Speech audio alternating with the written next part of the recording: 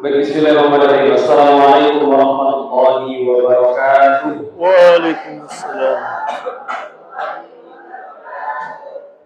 Alhamdulillahilladzi arsala rasulahu bil huda wa dinil haqq liyudhhirahu 'ala dini kullihi wa kafa billahi shahida.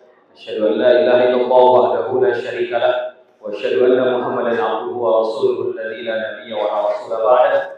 Allahumma shalli 'ala hadzal nabiyyil karim nabiyyina wa maulana Muhammadin sallallahu alaihi wasallam.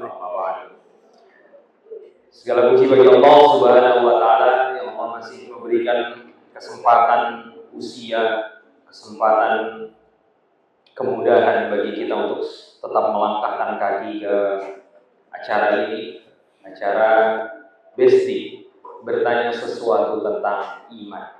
Insya Allah dalam kesempatan sore kali ini kita akan membahas satu buah tema yang kalau ditelisik lebih dalam ini akan menjadi bahasan yang berat gitu Ustaz.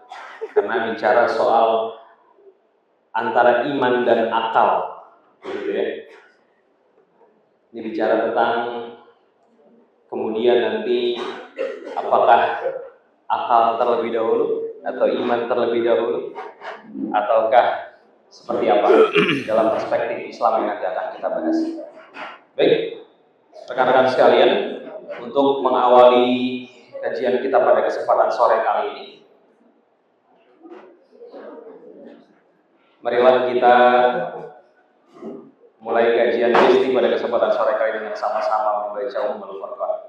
Ala kulli hadhihi niyyah wa kulli niyyatin shalihah bi barakati al-Fatihah. A'udzu billahi minasy syaithanir rajim.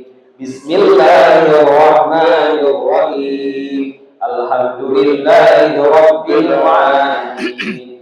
Ar-Rahmanir Rahim. Maliki yaumiddin. Iyyaka na'budu wa iyyaka nasta'in. Ihdinas siratal mustaqim. Siratal ladzina an'amta 'alaihim ghairil maghdubi 'alaihim waladdallin. Amin. Mudah-mudahan menjadi berkah untuk kita sekalian dan bertambahnya ilmu pada kesempatan sore kali ini mudah-mudahan membawa kebermanfaatan bagi kebaikan kehidupan kita, kebaikan sikap, perkataan, dan perbuatan kita di kemudian hari. Amin ya rabbal alamin. Baik, kita sudah sama-sama mengetahui tentunya bahwa yang membedakan antara kita dan makhluk lainnya adalah karena Allah membekali kita dengan akal. Ini merupakan sebuah anugerah yang patut disyukuri dan tentunya menjadi pembeda antara kita bahkan dengan makhluk lainnya seperti hewan sebutlah begitu. Dari itu nanti kita akan sama-sama membahas perihal antara akal dan iman dalam perspektif keislaman. Namun sebelum itu semua, kita akan sama-sama terlebih dahulu menyaksikan sebuah tayangan video yang sudah disiapkan oleh tim redaksi Besti. Selamat menyaksikan.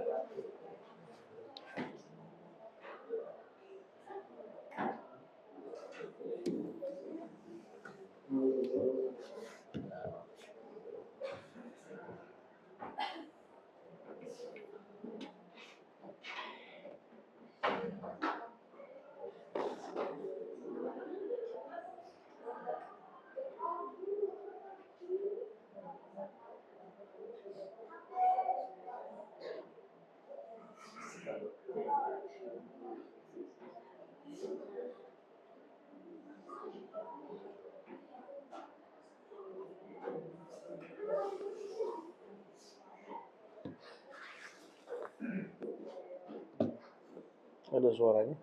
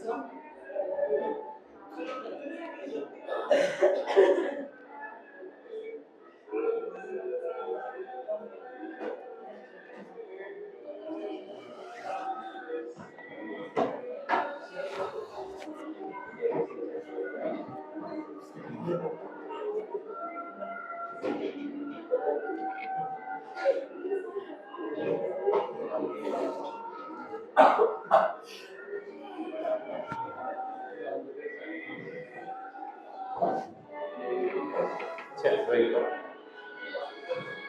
Habis ini nggak pengen jadi driver vaksin kan ya? Baik, itu tadi tayangan cuplikan sebagai opening begitu Ustaz.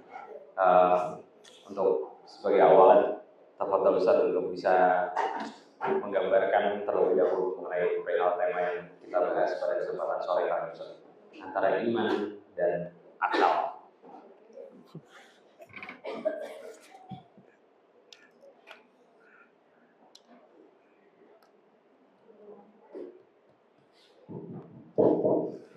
Baik, bismillahirrahmanirrahim. Assalamualaikum warahmatullahi wabarakatuh.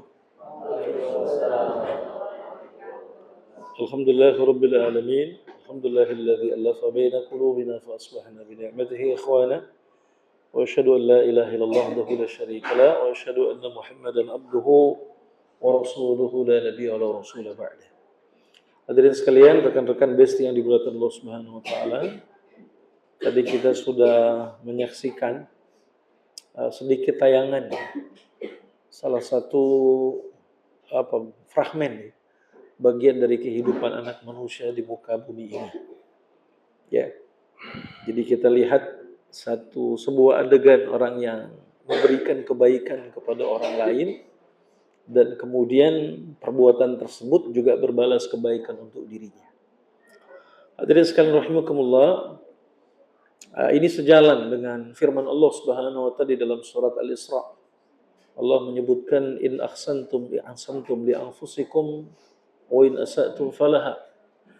Jika kalian berbuat baik untuk diri kalian sendiri. Dan jika kalian berbuat jahat, maka kejahatan itu akan kembali kepada diri kalian sendiri. Nah, ayat ini hanya bisa difahami dengan iman. Karena terkadang akal manusia tidak bisa untuk memahaminya. Bagaimana orang berbuat baik dibalas dengan kebaikan. Ya, seperti yang dilakukannya. Demikian pula kalau orang jahat, dia akan dibalas dengan kejahatan yang dilakukannya. Ya. Boleh jadi sepintas akal kita akan menolaknya. Kenapa? Karena faktanya ada orang-orang berbuat jahat, tapi sampai dengan saat ini kok belum dibalas kejahatannya. Gitu ya. Sebaliknya ada orang yang berbuat baik kok belum dibalas kebaikannya. Tapi dengan keyakinan, dengan keimanan, kita bisa memahami bahwa kebaikan yang kita lakukan betul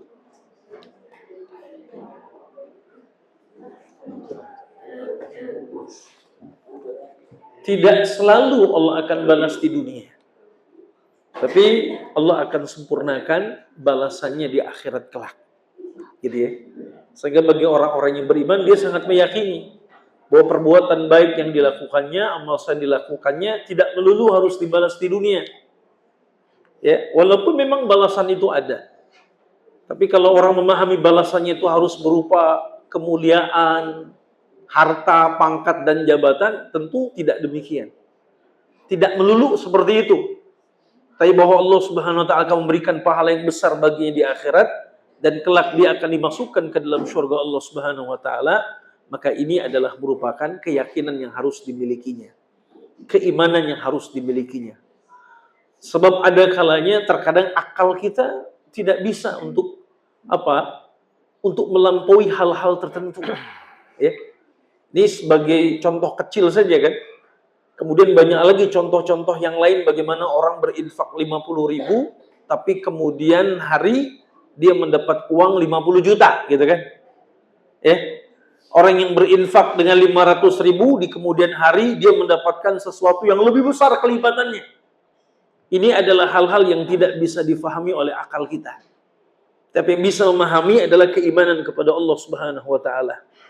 Nah, oleh karena itu saudaraku sekalian di belakang Allah Subhanahu wa taala, sebagai orang-orang yang beriman, ya kita harus senantiasa menguatkan keimanan kita kepada Allah Subhanahu wa taala. Bukan kemudian membuang akal kita. Ya, sebab sesungguhnya apa yang disampaikan oleh Allah Subhanahu wa taala, ya, itu sesungguhnya sejalan dengan akal sehat kita. Tapi terkadang ada yang Allah Subhanahu wa taala sampaikan kepada kita dari ajaran-ajarannya, dari ilmunya yang kadangkala akal kita belum sampai pada tingkatan untuk memahaminya. Ya, termasuk dalam urusan sedekah tadi, pemberian baik itu kan tidak bisa hitungan matematis, gitu kan? Bagaimana kalau saya kasih 50.000, saya akan dapat 50.000. Tapi ternyata dia dapat 50 juta, gitu kan? Misalnya gitu ya. Ada orang yang bersedekah dengan dengan sedikit, tapi kemudian Allah balas dengan yang banyak. Nah, ini adalah merupakan hal-hal yang kita dapatkan dalam perjalanan hidup kita, dan semuanya tidak harus memang tidak harus difahami oleh akal kita. Ada kalanya hal-hal itu merupakan sesuatu yang sesuatu yang mustahil bagi kita, ya. Tapi dengan keimanan kita yakin bahwa tidak ada yang mustahil bagi Allah Subhanahu wa taala. Allahu a'lam. Baik. Demikian tadi pembahasan mengenai hal dari iman gitu dalam perspektif Islam. Tidak melulu bahwa iman itu bisa selalu dipahami dengan akal begitu saja. Tapi perlu kita ketahui dan sadari bersama bahwa Islam merupakan agama yang sangat menjunjung tinggi perkara sesuatu yang berkaitan dengan akal. Sebut saja misalkan Al-Quran menggambarkan bahwa kita diperintahkan untuk senantiasa berakal, berpikir begitu, dengan kata-kata yang cukup variatif begitu. Misalkan ada kalimat yatafakkarun, yaqilun, yatadabbarun begitu, dengan kata-kata yang luar biasa variatif. Ini menunjukkan bahwa Islam sangat-sangat menghargai pemikiran, Islam sangat-sangat menghargai akal, gitu ya. Baik, kita langsung masuk pada pertanyaan yang pertama, Ustaz. Ini berkenaan dengan pertanyaan-pertanyaan yang sudah berhasil kami himpun, begitu. Ustaz, jadi apakah iman dan akal harus sejajar? Harus di posisi yang sama begitu? Atau pertanyaan berikutnya, pertanyaan lanjutannya, lantas mana yang harus didahulukan, antara iman dulu atau akal terlebih dahulu? Baik, kalau pertanyaannya mana yang harus kita dahulukan, iman atau akal, tentu yang pertama kali yang harus kita dahulukan itu adalah iman. Ya. Karena ada kalanya persoalan-persoalan yang kita alami, ya, itu adalah persoalan-persoalan yang belum tentu bisa difahami oleh akal kita. Gitu ya. Seperti misalnya penciptaan langit dan bumi. Itu kan tidak serta-merta orang faham. Ya. Tapi ketika dia meyakini bahwa ada langit dan bumi, bahwa ada yang menciptakan, tanpa terlebih dahulu kemudian dia dia fahami secara langsung dalam pemikirannya, tapi dia meyakini bahwa ada Allah yang menciptakan, maka kita dahulukan keimanan itu. Barulah setelah itu kemudian kita berupaya untuk memahaminya. Oh, ternyata bahwa ya, langit dan bumi ini adalah merupakan jejak, bukti dari ciptaan Allah Subhanahu wa taala. Gitu ya. Nah, tapi yang jelas adalah bagaimana kita mendahulukan iman itu. Ya, sebab sekali lagi ada persoalan-persoalan yang memang kadang-kadang tidak bisa difahami oleh akal. Gitu kan? Jadi artinya apa? Yang bicara adalah keimanan. Ya, makanya tadi seperti yang sudah disampaikan oleh saudara moderator tadi ya, gitu ya. Bahwa ada ayat-ayat di dalam Al-Qur'an itu yang memang banyak sekali, begitu ya. Untuk membangkitkan rangsangan berpikir kita. Baik itu afala ta'qilun, afala yatadhakkarun, afala yatadabbarun, gitu kan? Bahkan juga Allah menyebutkan orang-orang yang bisa memahami langit, penciptaan langit dan bumi itu adalah orang-orang yang ulil albab, gitu kan? Sebagaimana Allah sampaikan dalam surat Ali Imran 190 itu kan? Inna fi khalqis samawati wal ard wa ikhtilafil laili wan nahari la ayatin li ulil albab. Gitu kan? Artinya apa? Memang di situ ada penjelasan dari Allah Subhanahu wa taala bahwa yang bisa memahami itu adalah orang-orang yang berakal. Tapi ada kalanya keimanan yang lebih awal berbicara. Makanya para sahabat radhiyallahu anhum ajma'in ketika mereka beriman kepada Rasulullah, ketika mereka bersyahadat kepada Rasulullah sallallahu alaihi wasallam, gitu, bersyahadat di hadapan baginda Nabi alaihi salatu wasallam, asyhadu an la ilaha illallah wa asyhadu anna Muhammadar Rasulullah. Nah, serta mereka apa? Mereka beriman, gitu ya, kepada apa yang disampaikan Rasulullah sallallahu alaihi wasallam, dan setelah itulah kemudian terjadi proses berpikir mereka, gitu kan? Tapi awalnya apa? Iman mereka yang lebih dulu, begitu, yang tampil ke hadapan, barulah kemudian akal ada di belakang mereka. Makanya kan ada ungkapan yang begitu. Ketika persoalan syariah ini mampu difahami oleh akal kita, maka secara otomatis iman kita berjalan tuh. Jadi iman dan akal. Tapi ada kalanya ada persoalan-persoalan yang memang tidak bisa kita kedepankan akal. Tapi yang bicara adalah keimanan kita dan akal kemudian berdiri di belakangnya. Gitu ya. Makanya kan ada kalimat-kalimat retoris yang Allah sampaikan dalam Al-Quran itu kan untuk menggesah akal kita tuh. Misalnya dalam surat At-Tur, salah satu ayatnya Allah mengatakan am khuliqa min ghairi syai'in am humul khaliqun. Itu kan satu retoris gitu kan? Apakah mereka diciptakan tanpa sesuatu apapun ataukah mereka menciptakan diri mereka sendiri? Kan kira-kira begitu ya pengertiannya kan? Emang ente itu tidak diciptakan dari sesuatu pun atau apa memang ente menciptakan diri ente sendiri? Kan gitu kan? Itu kata Allah Subhanahu wa taala. Am khaliqas samawati wal ard bal la yuqinun, gitu kan? Ya, apakah kemudian kalian menciptakan apa? Langit dan bumi, gitu ya. Nah, jadi ini kan pertanyaan-pertanyaan retoris seperti ini. Jadi oleh karenanya kaum muslimin rahimakumullah, bahwa iman itu tentu harus didahulukan, gitu kan? Sebab apa? Karena tidak selalu apa yang disampaikan Allah dan Rasul itu langsung bisa difahami oleh akal kita. Sebab kemampuan akal itu terbatas, gitu kan? Seperti misalnya peristiwa Isra Mi'raj. Coba, kalau teman-teman mau berpikir pakai akal, di dalam konteks Isra Mi'raj ya, coba mana yang kita doakan? Akal kita apa keimanan kita? Kalau kita doakan akal kita, saya yakin Anda pasti nggak akan beriman. Betul nggak? Bagaimana ceritanya 1400 tahun yang lalu, 1000 and false 400 tahun yang lalu belum ada pesawat, belum ada jet, belum ada pesawat ulang-alik, kok bisa-bisanya Rasulullah SAW mengaku gitu ya, bahwa beliau melakukan perjalanan dari Baitullah Al-Haram menuju Baitul Maqdis. Ini jaraknya saja sudah ribuan kilometer. Lah kemudian beliau mengaku dari Mi'raj dari Baitul Maqdis itu sampai kepada Sidratul Muntaha. Sekarang hari ini saja belum ada manusia yang mampu menembus lapis langit yang pertama. Jadi kalau kita baru sampai bulan itu masih satu planet dengan kita ya, masih satu galaksi, maaf ya. Masih satu galaksi Bima Sakti.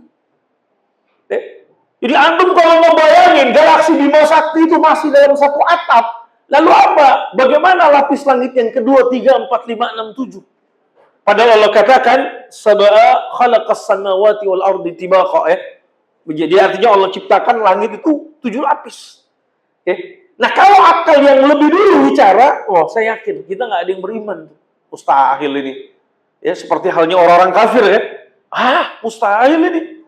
Bagaimana mungkin jarak ribuan kilometer ditempuh hanya semalam saja? Dan bagaimana mungkin yang jutaan mil ke atas langit sana, sampai ke Sidratul Muntaha hanya dalam semalam saja? Makanya disinilah kemudian akal harus tunduk pada iman. Gitu kan? Jadi kalau ditanyakan mana yang lebih tinggi, iman. Gitu kan? Tapi bahwa Islam menggesa akal, iya. Karena setelah itu Allah katakan bahwa afala ta'qilun. Begitu kan? Setelah makanya dalam surat ayat 191-nya kan gitu. Alladzina yadhkurunallaha qiyaman wa qu'udan wa 'ala junubihim wa yatafakkaruna fi khalqis samawati wal ard. Di situ ada tafakkur. Tafakkur itu lagi-lagi mikir. Tazakkur itu lagi-lagi ingat, zikir kan? Ta'khilun melibatkan akal tuh, Masya Allah. Jadi memang sepertinya Islamlah satu-satunya agama yang sangat luar biasa menghargai akal manusia. Begitu kan? Yang lain itu uncommon sense, tidak masuk akal. Gitu ya. Ya bagaimana? Ya seperti kita lihatlah agama-agama yang lain. Nah Islam bukannya tidak masuk akal, akan tetapi Islam menjelaskan bahwa akal manusia itu adalah merupakan piranti. Biasa lainnya piranti itu perangkat ya. Begitu ya. Perangkat apa untuk memahami ayat-ayat Allah Subhanahu wa taala? Makanya kata orang Arab Badui, bukti adanya unta itu ada tokainya. Ada kotorannya. Itu kotoran unta, tanda ada untanya. Begitu ya. Kan gitu ya. Nah, buktinya gitu kan? Buktinya ada hewan, ada manusia, ada jejaknya. Kan begitu. Secara logika kan begitu. Bukti adanya Allah Subhanahu wa taala, ada jagat semesta, alam semesta yang diciptakan ini. Nggak mungkin dia terjadi begitu saja. Makanya dalam sebuah perdebatan dengan seorang ateis, Imam Abu Hanifah, ketika masuk forum, dia bilang gini ke orang-orang ateis, saya barusan dapat kabar, orang-orang ateis lagi ngumpul, saya barusan dapat info, gitu kan, bahwa ada kapal di lautan, itu penuh dengan muatan, dan dia berangkat sendiri, dan dia sampai sendiri menuju lokasinya. Apa kata orang ateis? Mana mungkin, bohong, mustahil itu. Seperti itulah, tidak mungkin alam semesta yang hebat ini, dengan manusia dan berbagai macam isi di dalamnya, tidak ada yang mengaturnya. Akhirnya jadi mereka terperangah dengan apa yang disampaikan oleh sang imam. Saya kira itu ya. Allahu a'lam bishawab. Jadi terkait dengan iman, akal, mana dulu kan iman. Barulah setelah itu kemudian akal. Sebab ada kalanya persoalan syariah, persoalan taklif ilahiyah itu ada yang belum bisa difahami oleh akal kita, tapi yang bisa difahami oleh keimanan kita. Contohnya tadi tentang Isra Mi'raj, dan contohnya tadi berbagai macam mukjizat yang Allah Subhanahu wa taala berikan kepada Rasulullah alaihi salatu wasallam. Sekarang nih, sebagai tambahan, bagaimana coba antum dan antuna sekalian, teman-teman besti memahami misalnya seperti orang Arab dulu lah. Kok bisa ada air keluar dari 10 jemari Rasulullah SAW? Kalau pakai akal kan nggak mungkin. Yang ada di emut kita emut gitu. Tapi kita emut juga nggak bakal keluar madu dari jemari kita. Begitu kan? Nggak ada. Bagaimana mungkin air? Bagaimana mungkin kemudian mukjizat Nabi membelah bulan? Dan faktanya hari ini akal manusia nyampe. Ternyata begitu astronot sampai ke bulan, mereka lihat bulan, mereka observasi bulan, ternyata apa? Bulan itu seperti ada sesuatu yang apa? Jadi ada bekas sambungan kalau bahasa kita. Jadi bulan itu sepertinya pernah terbelah di masa lalu dan kemudian ada bekas dia merapat kembali. Ya kalau bahasa kita pitak nggak hilang kan begitu ya. Nah, kira-kira begitulah. Jadi bulan itu kayak ada bekas pitaknya. Tahu pitaknya teman-teman ya? Yang belum pernah punya pitak mungkin nggak tahu ya. Kalau pitak tuh pernah luka, gitu kan? Nah, kemudian bersambung kembali ada bekasnya. Kadang-kadang pitak juga ada di hati kita. Makanya ada orang tuh nyambung lagi agak susah. Karena ada pitak di hatinya gitu ya. Nah, makanya lebih baik pitak secara fisik daripada pitak di hati. Lebih susah obatinnya. Allahu a'lam bishawab.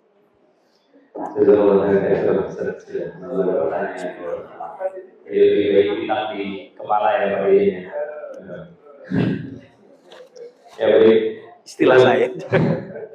Baik, kita berlanjut pada pertanyaan berikutnya. Kalau tadi bertanya tentang iman dulu, akal dulu, sudah bisa dijawab ya. Berarti kita mengedepankan iman terlebih dahulu. Terlebih kita adalah seorang yang mengaku diri sebagai seorang muslim.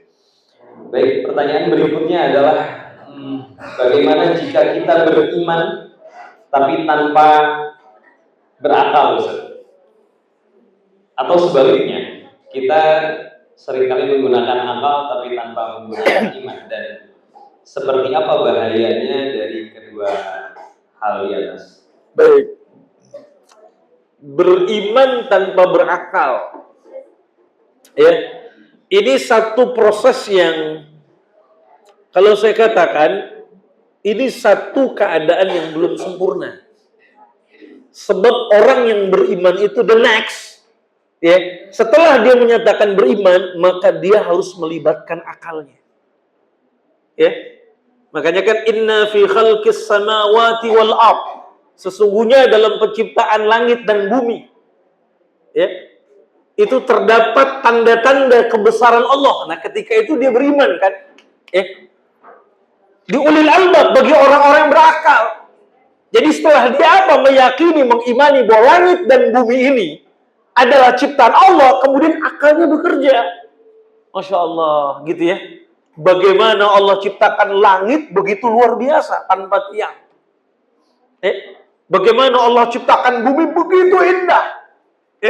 Dengan beragam tumbuhannya, dengan berbagai macam buah-buahannya, dengan berbagai macam bentuk kulit, bentuk dan kulit manusianya warna-warni kan, macam-macam.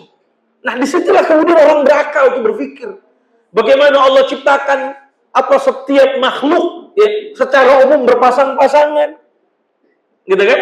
Laki, perempuan, dalam keadaan manusia juga gitu, ada yang tinggi, ada yang rendah, ada yang kurus, ada yang gemuk, ya begitulah ya, dan seterusnya berpasang-pasangan lah, gitu kan? Nah, ini kan kemudian dia berpikir. Jadi saya katakan bahwa orang yang beriman tanpa melibatkan akalnya belum sempurna dia keimanannya, ya, belum sempurna dia keislamannya. Karena orang beriman mesti melibatkan akalnya. Nah, begitu pula orang yang kemudian hanya melibatkan akalnya tanpa imannya, wah ini terancam nih, ya. Boleh jadi satu saat dia akan kufur kepada Allah Subhanahu wa taala. Kenapa? Karena seringkali ada persoalan-persoalan syariah, taklif ilahi, gitu kan, yang memang tidak bisa difahami dengan akal begitu saja. Ya tadi sebagai contoh yang sudah saya sampaikan, Isra Mi'raj itu kan nggak bisa. Ya, sampai hari ini tidak ada satupun yang bisa merasionalisasikan, punten ya, Isra Mi'raj. Siapa yang bisa? Oke, taruhlah dari Baitullah Al-Haram ke Masjidil Aqsa bisa dirasakan. Oh, sekarang ada pesawat jet, Ustaz. Tapi jaraknya kan ribuan kilometer. Berapa jam itu? Dari Mekah ke Palestina. Oke, sekarang ada pesawat superjet. Terserah. Tapi sekarang, pertanyaan berikutnya, coba Anda rasionalisasi. Gunakan akal Anda bagaimana dari Baitul Maqdis menuju Sidratul Muntaha. Nggak bisa. Kita pakai bulan aja berapa lama perjalanan menuju bulan kan? Ya enggak? Gitu kan? Berapa lama panjangnya perjalanan menuju bulan? Dan prepare persiapannya begitu luar biasa. Memang yang paling mudah itu perjalanan ke matahari. Memang mudah ke matahari. Cukup kita bawa ATM, gitu kan? Sudah bisa pakai QRIS, gitu kan? Itu yang paling mudah. Nah, jadi itu kan, hadirin sekalian rahimakumullah kan? Nah, itu kan nggak bisa tuh dipahami dengan akal. Makanya yang bicara adalah iman, keimanan. Makanya ini harus betul-betul saling bukan saling menyempurnakan ya, tapi kira-kira seperti itulah. Jadi berkelindan dia. Jadi orang yang beriman maka dia beriman dan kemudian dia mengaktifasi akalnya. Orang yang beriman dia mengaktifasi akalnya dan kemudian membalut aktivasi amalnya itu dengan iman kepada Allah Subhanahu wa taala. Gitu ya. Jadi tidak boleh dipisahkan. Orang beriman itu orang yang berakal, orang yang berakal itu sesungguhnya muslim yang berakal itu juga adalah seorang yang beriman, mengedepankan imannya. Allahu a'lam bishawab. Baik, terima kasih Ustaz sudah menjawab pertanyaannya barusan. Kita beranjak pada pertanyaan yang terakhir. Udah terakhir aja. Kelantian kalau saya siap. Terkadang akal kita sebagai manusia suka berpikir macam-macam. Lantas bagaimana kemudian iman membatasi akal kita agar kita tidak berpikir macam-macam? Macam-macam seperti apa? Terima kasih. Kemudian bagaimana caranya agar kita mampu berpikir sesuai dengan tuntunan yang Allah berikan kepada kita sekalian.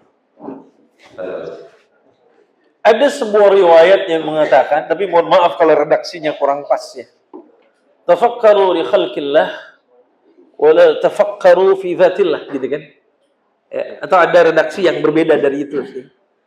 Artinya intinya adalah fikirkanlah tentang ciptaan Allah. Monggo, gitu kan? Silahkan. Anda mau berpikir apapun tentang ciptaan Allah, gitu kan? Fikirkan. Begitu kan? Bagaimana Allah menciptakan langit, bumi, begitu kan? Bagaimana kok kemudian dikabarkan bahwa gunung itu bergerak seperti bergeraknya awan kan dalam Al-Qur'an ya, dalam surat Hud. Dan ternyata ilmu geologi menemukan setiap 1 tahun bumi itu, gitu kan? Geologi, faktor geologi ya. Bahwa gunung itu bergerak beberapa senti ya. Dalam setiap tahunnya, Pak. Itu ada dalam bukunya Profesor Ahmad Baikuni itu dulu ya, tentang sains. Artinya apa? Ada pergerakan. Ya. Dan memang bergeraknya itu seperti awan lambat ya. Coba pikirkan. Bagaimana Allah menciptakan hujan? Coba pikirkan. Air laut ya ternyata sudah ada prosesnya kan? Bagaimana awan itu bergerak, ya kan? Ya, air didorong oleh angin gitu ya. Dan kemudian menjadi awan dan seterusnya, kemudian turunlah hujan. Gitu kan? Nah, semua itu ciptaan Allah. Ya, silakan difikirkan itu. Bagaimana kok kurma itu ada yang beda-beda. Ada yang kecil-kecil seperti ajwa, ya. Kemudian agak lebih besar dikit seperti sukari. Tapi yang ada yang lebih besar seperti mejo, gitu kan? Besar-besar tuh ya. Dan seterusnya kan? Macam-macam tuh. Itu silahkan fikirkan. Ya, makanya dari situlah kemudian lahir berbagai macam keilmuan.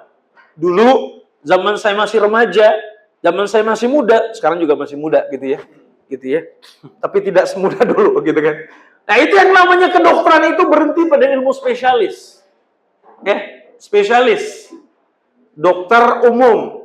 Belakangan muncul dokter spesialis penyakit dalam, gitu ya. Nah, belakangan makin ke sini saya lihat dokter subspesialis. Gitu kan? Subspesialis endokrin. Subspesialis. Artinya apa? Dia lebih menukik lagi bahasannya. Jadi dokter umum, dokter spesialis penyakit dalam, dokter subspesialis.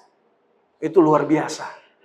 Padahal ya Allah ciptakan diri manusia ya begitu aja. Gitu kan? Tapi ternyata berapa banyak dokter yang dilahirkan. Ya, kemudian keilmuannya terlahirkan. Karena apa? Karena tersebab fisik manusia. Sekarang subspesialis itu ada yang tentang ginjal, ada tentang endokrin ya, ada yang tentang detail sekarang, masya Allah. Dulu kayaknya orang dari dokter spesialis itu udah hebat. Bahkan ya dokter umum aja udah hebat.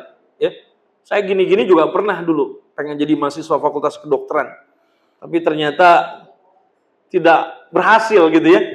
Malah diterimanya di fakultas yang lain. Ya. Ada sempat cita-cita mau jadi dokter juga, tapi tak tersampai, gitu kan? Jadi itu kan, masya Allah. Ternyata banyak sekali. Nah, kemudian juga ragam keilmuan yang lain.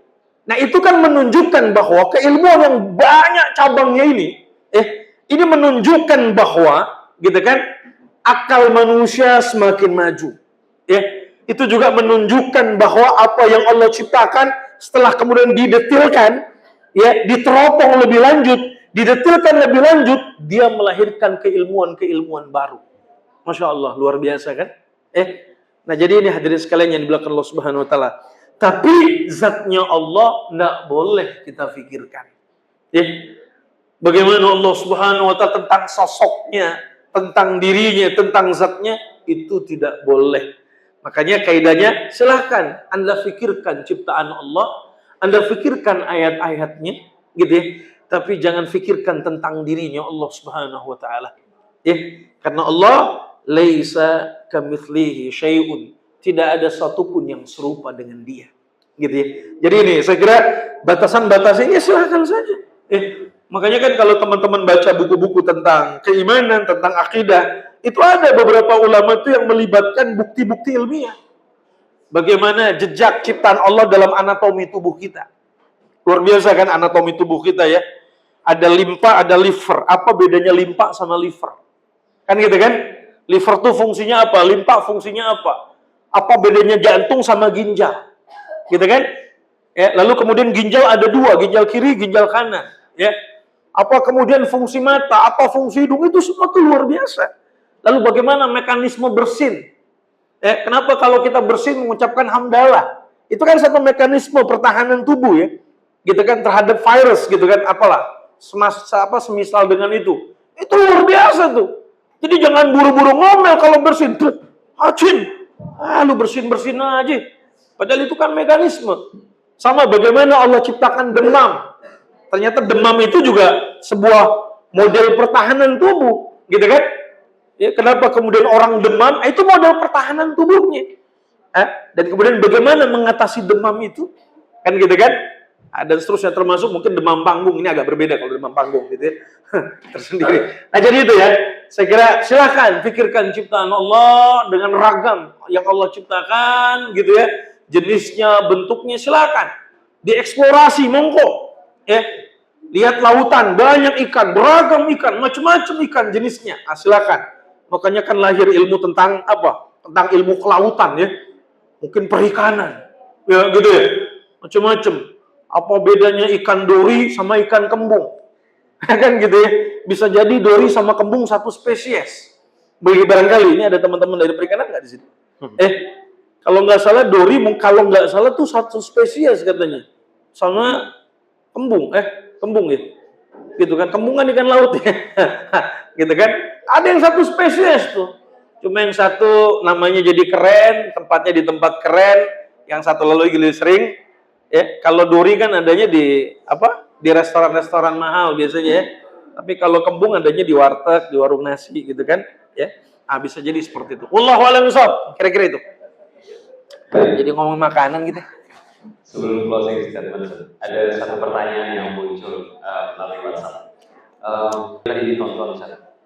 Apabila kita sudah berbuat baik, tapi ternyata orang yang kita beri kebaikan itu justru membalas dengan kejahatan, bahkan kejahatannya dilakukan secara diam-diam. Apakah ada balasan juga yang setimpal, Ustaz?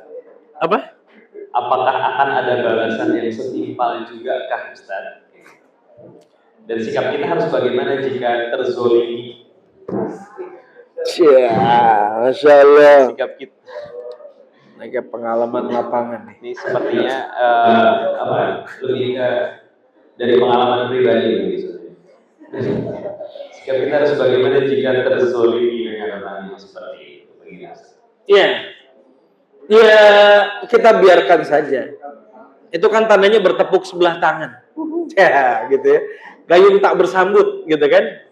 Atau istilah-istilah lain lah. Artinya gini, memang ada manusia yang seperti itu.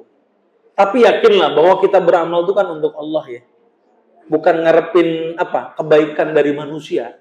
Makanya tadi di tayangan pendek tadi itu antum bisa lihat bagaimana driver Maximnya itu kan nangis dan berkali-kali dia berupaya nolak karena itu di luar dari ekspektasi dia.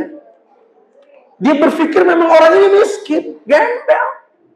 Ya, tapi ternyata malah bawa Fortuner tadi. Ternyata malah dikasih duit. Ini betul-betul di luar ekspektasi dia. Ya. Sehingga sulit bagi dia untuk menerima uang itu. Sehingga akhirnya dipaksakan tadi sampai ditaruh di dekat motornya kan. Itu. Nah, makanya kalau beramal begitu. Jadi jangan kemudian lantas ngelihat video tadi mikirin, kalau gitu gue pengen juga nih beramal biar kayak begitu. No. It's not the same. It's different. Setiap orang itu ganjarannya beda-beda. Tapi bahwa orang baik pasti diganjar kebaikan, absolutely itu pasti akan Allah balas. Cuma nanti model balasnya, variannya itu hanya Allah. Sebab Allah Maha berkehendak. Dalam satu case balasannya ini, dalam case yang lain bisa jadi balasannya lain. Cuma kadang-kadang kita suka nganggap sama. Ya, kayaknya overall semuanya sama balasannya nih. Kan dulu ada kiai ngomong begitu kan. Situ kalau pengen mobil bagus, pengen mobil mewah, sholawatin. Ada yang udah nyolawatin kagak-kagak juga. Yang ada mobil yang ada hilang yang punya sebelumnya kan. Nah coba gimana dong? Gitu kan? Nggak bisa, tidak bisa diseragamkan. Bahwa surga itu jelas Allah akan balas. Balasan kebaikan itu ya Allah akan balas. Cuma seperti apa bentuknya, wujudnya, variannya, itu Allah. Sebab Allah itu maha berkehendak. Allah akan balas di saat waktu yang dikehendakinya, dengan cara yang dikehendakinya, dan dengan apa? Dengan sesuatu yang dikehendakinya. Jadi bukan kehendak kita. Kalau antum berpikir kehendaknya kayak tadi, kayaknya gue kalau besok-besok boncengin orang nih, kayak gitu, Masya Allah, lumayan juga 2 juta tuh. 1 juta awal, 1 juta kedua gitu kan. Misalnya kalau tadi 1 juta, ya nggak bisa. Allah nggak bisa diatur-atur dengan begitu. Saya aja secara pribadi, kadang-kadang nggak mau diatur. Ya, makanya di Mutiara Hikmah nggak banyak aturan terhadap saya, betul Pak Didin kan? Kan gitu kan? Ya nggak? Gitu kan? Apalagi ini Rabbul Alamin, Tuhan semesta alam. Makanya Allah akan turunkan pertolongannya untuk kita, bantuannya untuk kita, balasannya untuk kita, apa? Pada waktu yang dia kehendaki, pada saat yang dia kehendaki, dengan cara yang dia kehendaki, dan dengan sesuatu yang dia kehendaki, bukan dengan kehendak antum. Jelas sampai di sini. Allahu a'lam.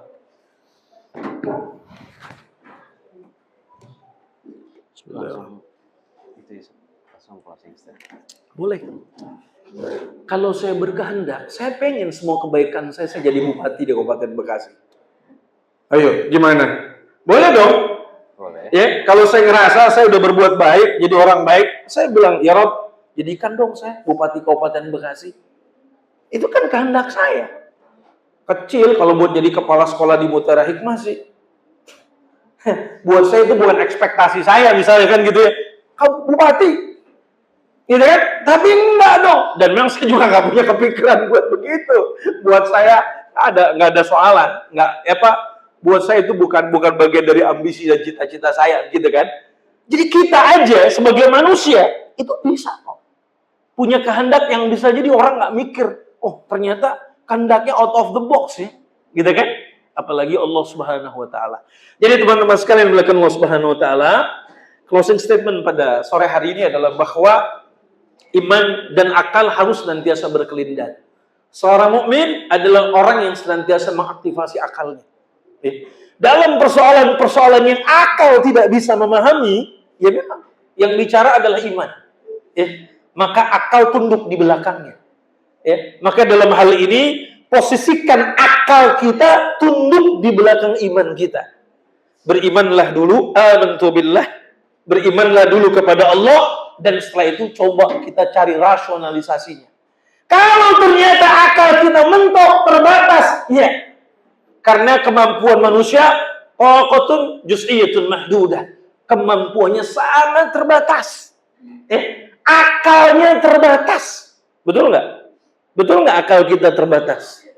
Kalau teman-teman nggak menyadari akal kita terbatas, kenapa teman-teman banyak yang nggak ngerti program di laptop, di komputer?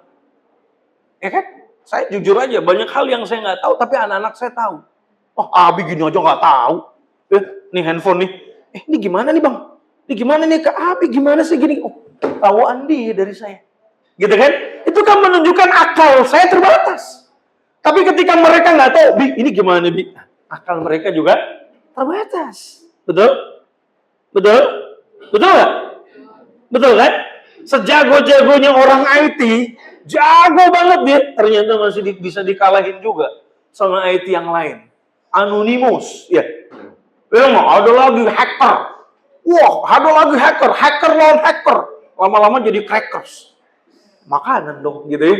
Ya, emang kalau makin sore ngobrolin makanan ya, gitu ya. Nah, jadi kira-kira seperti itulah teman-teman besties sekalian melakukan Allah Subhanahu Wa Taala. Jadi akal harus tunduk dengan keimanan. Akal harus tunduk dengan syariah. Nah, jadi iman yang kita dahulukan, setelah itu kemudian baru. Mana nih? Ya, mana yang bisa kemudian kita renungkan, kita ambil pelajarannya, aktivasi akal kita. Kalau akal kita mentok, oh ya, tandanya hanya Allah yang maha tahu tentang hikmahnya. Ya, walaupun belakangan hikmah sudah nikah sama yang lain gitu kan. Nah, jadi ini ya, teman-teman sekalian yang di belakang Allah Subhanahu wa taala, saya kira beberapa hal yang bisa saya sampaikan, ya. Jadi ini sangat menarik bagaimana seorang muslim, seorang mukmin senantiasa mengaktifasi akalnya, pemikirannya. Makanya ayat-ayatnya tadi sudah disinggung oleh Ustaz Haidar gitu ya. Afala ta'qilun, afala yatadabbarun, afala yatadhakkarun, ya ulil albab dan seterusnya. Bahkan terakhir ya, ayat yang pertama yang diturunkan Allah di dalam Al-Qur'an adalah Iqra.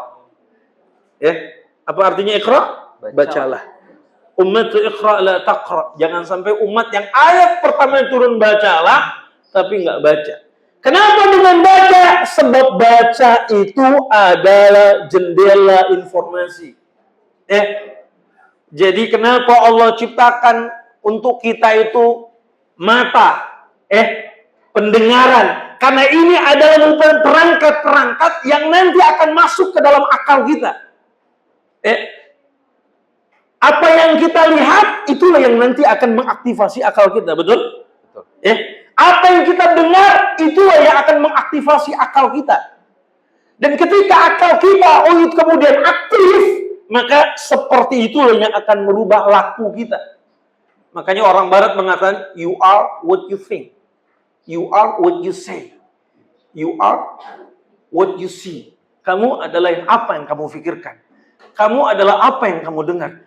Dan kamu adalah apa yang kamu lihat.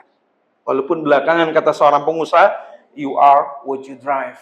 Kamu adalah apa yang kamu kendarai. Saya kira itu. Wallahu a'lam bishawab. Assalamualaikum warahmatullahi wabarakatuh. Waalaikumsalam warahmatullahi wabarakatuh. Demikian seluruh penjelasan tentang akal dan iman dalam Islam. Mudah-mudahan keimanan yang kita senantiasa pupuk untuk membekali ketakwaan, senantiasa mampu mengarahkan akal kita pada pemikiran-pemikiran yang baik, sehingga kemudian melahirkan tingkah laku yang baik, melahirkan akhlak-akhlak yang baik, melahirkan kata-kata yang baik. Marilah kita tutup kesempatan pengajian Besti kita pada kesempatan sore kali dengan sama-sama membaca hamdalah dan alhamdulillahirabbil alamin. Subhanallahumma wa bihamdihi asyhadu an la ilaha illa anta astaghfiruka wa atubu ilaik.